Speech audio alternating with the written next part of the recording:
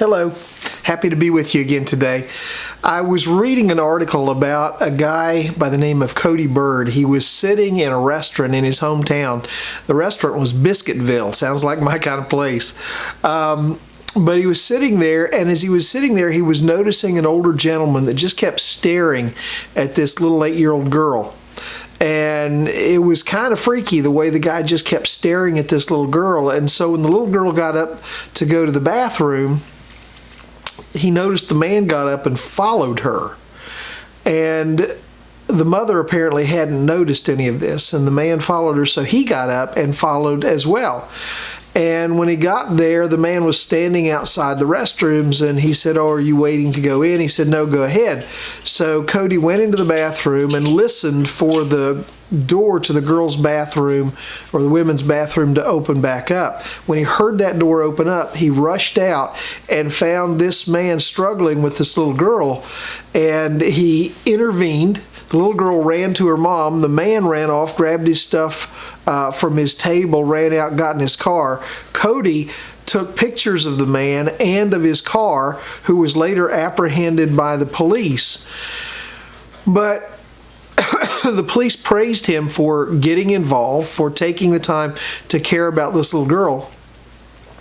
And the thing that I took away from that is he wasn't willing to just sit on the sidelines. He wasn't willing to see something happen to this little girl. He wasn't willing to just be a casual observer. And I think sometimes as Christians, even though there is a dangerous enemy out there trying to abduct people, and we know it, the Bible tells us that Satan is like a roaring lion, walking to and fro across the earth, seeking whom he can devour. We know the Bible says that. We know that that's Satan's goal. We know that he desires to destroy people's lives.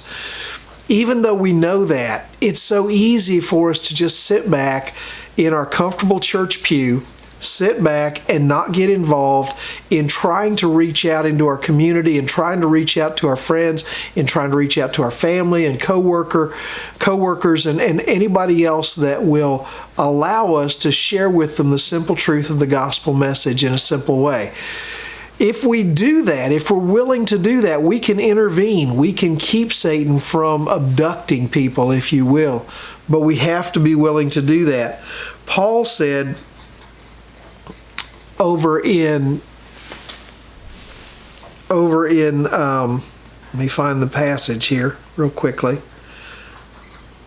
Paul said over in 2 Corinthians chapter 5, beginning in verse 14, he was talking about calling people to be reconciled to God and why he was doing what he was doing. And in verse 14 it says, "For the love of Christ compels us, because we judge this, that if one died for all, then all died." And he's saying, I am compelled by the love of God that has come into my life, by being the recipient of the love of God.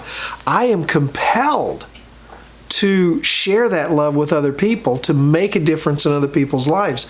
And he goes on down in verse 20, he says, "Now then we are ambassadors for Christ, as though God were pleading through us. We implore you on Christ's behalf, be reconciled to God." This was the heart of Paul. He said, I recognize that it's my job to carry this message of God's love, of the reconciling power of God's love, of the reconciling power of Christ's sacrifice. It's my responsibility to carry that. I am compelled by the love of God. Being the recipient of that, I am compelled as an ambassador for Christ to carry that message. Do you feel that burden in your heart and life? If you're a believer, do you feel that burden? Do you understand that God's counting on you? Do you understand that you have been commissioned by Christ to carry that message? Do you understand that while you may not have to go every night knocking on doors or stand on a street corner preaching the gospel or get up in your church and preach or something like that, you come in contact with people every day that you have the opportunity to share the love of God with if you'll just take the time to do it? Do you understand that that's part of who we are, who we're supposed to be as believers, as Christians? Well, I hope you do. there have been times in my life that I didn't take that seriously, but I've come to take it very seriously, and I hope you will as well. Well, my time is gone. I need to go. I got a whole bunch of stuff I need to do today, including a possible trip to Morgantown. So I want to just get off here and say God bless you. I hope you have a wonderful day today. I hope your day is filled with joy and blessing, and I hope God gives you the opportunity to be that ambassador, to share that love somewhere along the way today. And in the meantime, I will see you tomorrow. God bless.